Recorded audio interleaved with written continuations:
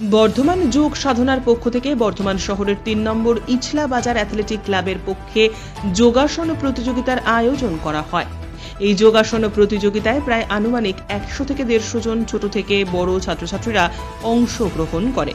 অংশগ্রহণকারী প্রতিযোগীরা বর্ধমান শহর এবং আশপাশ অঞ্চল থেকে এসেছে বলে উদ্যোক্তারা জানালেন।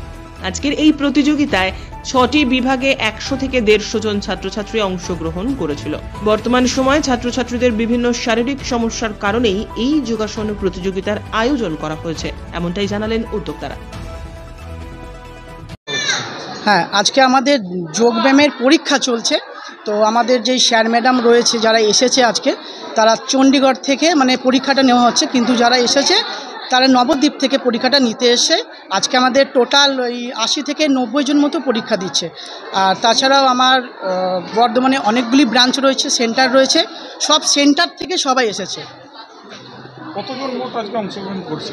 আজকে টোটাল আপনার ৮০ থেকে ৯০ জন মতো অংশগ্রহণ করেছে। সবাই কি বর্ধমান শহরে? একদম সব বর্ধমান শহরের।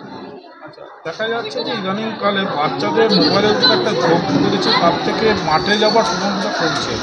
এদিক থেকে কি যোগব্যায়াম কি বিশেষভাবে কোনো সহযোগিতা করবে?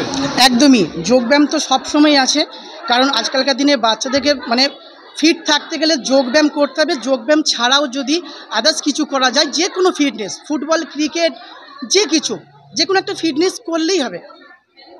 মোবাইলের উপর যে ঝোঁকটা বাড়ছে, কি বলবেন সেদিক থেকে? হ্যাঁ, এবার সত্যি বলতে কি, বাচ্চাদের যে গার্জেন রয়েছে, মা রয়েছে, বাবা রয়েছে, তাদেরকে কিন্তু সেটাকে নজর দিতে হবে যে বাচ্চাদেরকে কিছু একটা ফিটনেসের সঙ্গে আমরা যুক্ত করাবো। একদমই যুক্ত করাতেই হবে, নাহলে আজকালকার দিনে যা দিন দিন বাড়ছে, সব বাচ্চা থেকে বড় সবাই ফোনের মধ্যে।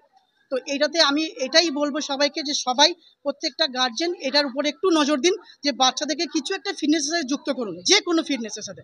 এতে অনেক বেনিফিট থাকে, যেমন শারীরিকভাবে বৃদ্ধি, মানসিকভাবে বৃদ্ধি। আমরা বেশিরভাগ মোবাইলে অ্যাডিক্ট হয়ে যাচ্ছি সবাই। তো প্রত্যেকটা মানুষের মধ্যে কিছু না কিছু ট্যালেন্ট আছে, হিডেন ট্যালেন্ট। তো সবাই সেই ট্যালেন্টটাকে দেখা, এটাই আর কিছু না। তো সবাই আমরা বেশি ফোনে অ্যাক্টিভ হয়ে যাচ্ছি, ফোন থেকে বেরিয়ে আসতে হবে বেশি যতটা পারবো। আর যোগব্যায়াম হোক বা ক্রিকেট, ফুটবল, চিকিৎসা যারা বললো, সেমই কিছু না কিছু একসাথে অ্যাক্টিভিটি করতে হবে, তাতে কি মানসিকভাবে বৃদ্ধি পাবো, প্লাস শারীরিকভাবে বৃদ্ধি থাকবে আমাদের। একদম। আমার নাম হচ্ছে তপন মল্লম, ডাক নাম হচ্ছে চিকু।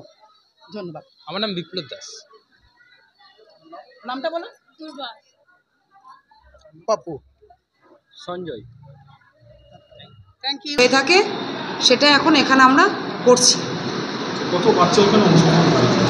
আপাতত 90 আছে। সব কি বর্ধমান শহর, বর্ধমান জেলা? হ্যাঁ, বর্ধমান জেলার মধ্যে। কোন কোন জায়গা থেকে আজকে এখানে এসছে বাচ্চারা? এই বর্ধমানের আশেপাশে থেকেই আছে সব বাচ্চারা। এটা কটা পর্যন্ত হবে? প্রত্যেক বছর চলে? হ্যাঁ, এটা ফার্স্ট ইয়ার চলছে। এই ফার্স্ট আর কি শুরু হলো, এটা ফার্স্ট ইয়ার চলছে। এখন বাচ্চা তো 6টা করে আমি আপাতত স্টার্ট করেছি।